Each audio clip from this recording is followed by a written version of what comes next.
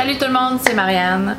Bienvenue à ma chaîne. Merci d'avoir cliqué sur cette vidéo. Aujourd'hui, je vais vous parler d'odeurs qui affectent vraiment l'humeur.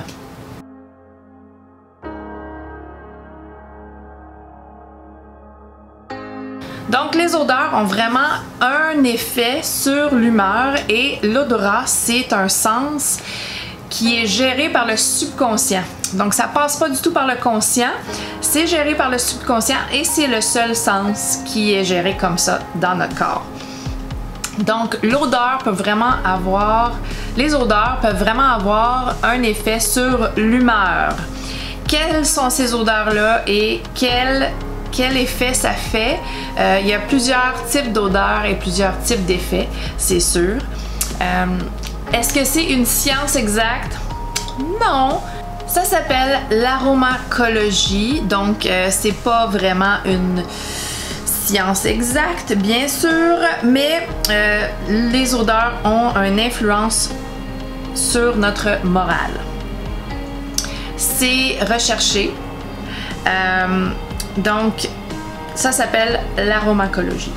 Donc, est-ce que le parfum est un remède pour soigner la mauvaise humeur? Probablement pas vraiment. Mais je vais vous parler d'odeurs qui ont un réel effet sur l'humeur, sur notre subconscient. Alors, on y va. En premier, je vais commencer avec quelque chose d'un petit peu différent, mais c'est vraiment prouvé. Il y a des études qui prouvent que la posture a vraiment un effet sur notre morale. Donc, ils ont fait des études sur la posture de Wonder Woman. Je vais vous la montrer. C'est Wonder Woman ou c'est Superman. Donc, les bras bien appuyés sur les hanches, la tête très très élevée, le menton fier, monté et la posture, le dos bien droit. Et c'est prouvé que faisant cette posture soi-même devant un miroir quelques minutes par jour, ça affecte vraiment l'humeur, ça augmente les endorphines dans le cerveau, dans le corps, et les gens qui font cet exercice quelques minutes par jour ont un réel effet positif sur leur morale, sur leur confiance. C'est pas des blagues. Donc, on commence avec quelque chose de vraiment scientifique, de vraiment prouvé. La position de Wonder Woman ou de Superman, celui que vous voulez, quelques minutes par jour, a un réel effet sur l'humeur. Je veux juste faire une nuance, je parle pas ici de régler la dépression. Je ne parle pas de rien de... Ce n'est pas un remède pour un réel problème médical. On parle juste ici de changer l'humeur, d'augmenter la bonne humeur, d'essayer de se relever dans ces temps comme un petit peu angoissants. Beaucoup de gens vont retourner au travail, ça l'angoisse beaucoup de gens. Alors c'est une petite vidéo légère, prenez ça avec un grain de sel. Donc moi je suis très très pro tous les moyens naturels d'augmenter la bonne humeur. Je trouve qu'on n'est jamais trop de bonne humeur. On commence avec les agrumes. C'était sûr qu'il allait avoir des agrumes, hein? Les agrumes pour stimuler l'énergie, pour stimuler la positivité, pour remonter une mauvaise humeur, se rendre un petit peu plus de bonne humeur. C'est stimulant et c'est énergisant. Vraiment, c'est ce que va chercher l'agrume. Donc, l'orange douce ou le citron ou la lime. Ou même le pamplemousse. Pamplemousse ou le pamplemousse. Quand le moral est en baisse ou qu'un conflit nous dérange, l'agrume va venir nous remonter le moral. C'est énergisant et vive l'agrume. Donc, c'est prouvé que le parfum des agrumes agit sur notre sphère hépatique. Le siège de notre système nerveux où se concentrerait la colère et l'irritabilité. La colère et l'irritabilité. Donc, la senteur de l'agrume est associée à notre cerveau, à l'odeur de propre et de renouveau.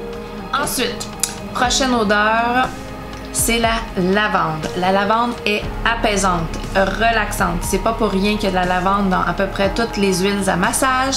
La lavande, on peut la mettre avant de s'endormir. Il y en a dans plein de crèmes pour se relaxer le soir avant de dormir. Il y en a dans les crèmes pour les bébés, pour les aider à dormir. Et c'est pas pour rien. Ça dénoue les angoisses et ça apaise les esprits. Donc, il agit aussi sur le système nerveux. Il apaise les tensions de notre corps et favorise un sommeil réparateur. Donc ça fait longtemps que les gens le savent. Il y en a dans plein de produits pour le soin personnel. Ensuite, le néroli.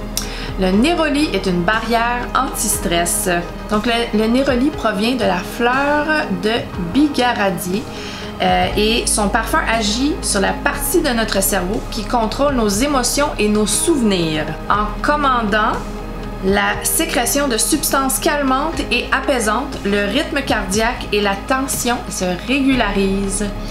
Donc ça a vraiment un effet sur la tension. Ça a vraiment un effet calmant et apaisant sur notre tension. Ce n'est pas rien. Donc le néroli. Donc ensuite, l'ilang-ilang. Donc gagner en sérénité avec l'ilang-ilang.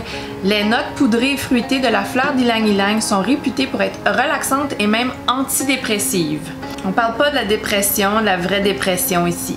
Okay, ce n'est pas un médicament, l'ilang-ilang, on s'entend. Depuis la nuit des temps, les Philippins font macérer ces fleurs dans l'huile de coco pour donner le bouri-bouri. Ils s'enduisent de cette substance pour ses vertus thérapeutiques et calmantes. Son parfum floral, très utilisé en cosmétique, apporte détente et sérénité.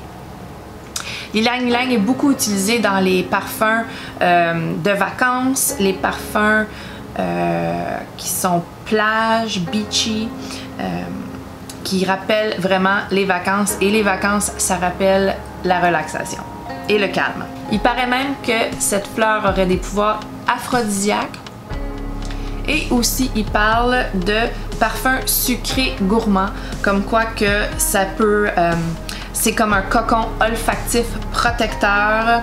Dans notre alimentation, le sucre rassure et nous renvoie à ces plaisirs simples d'enfance et les parfums sucrés frais de même.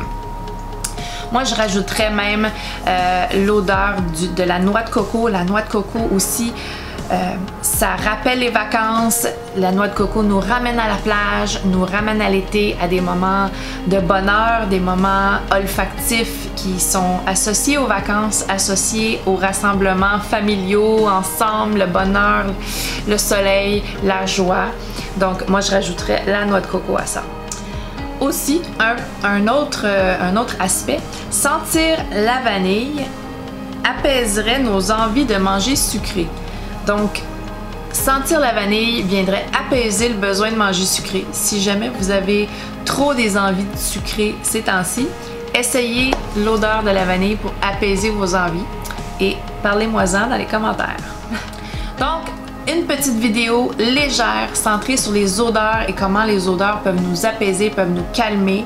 Il y a des recherches basées là-dessus, mais ça ne fonctionnera pas nécessairement pour tout le monde. Bien sûr, on est tous faits différents. Il y a des odeurs pour moi qui vont égaler au calme et pour vous, c'est associé à quelque chose de très négatif dans une expérience de votre vie, bien sûr. Donc, il faut prendre ça avec un grain de sel. C'est une vidéo légère. Dites-moi les odeurs qui sont calmantes pour vous, les odeurs qui vous apportent un apaisement. Ça m'intéresse de vous lire dans les commentaires. Et si ça vous intéresse de lire l'article auquel j'ai été chercher ces informations-là, je vais la mettre aussi dans les commentaires. Et si vous décidez d'essayer la position du Superman ou de la Wonder Woman pour booster votre confiance et votre humeur, parlez-moi-en aussi.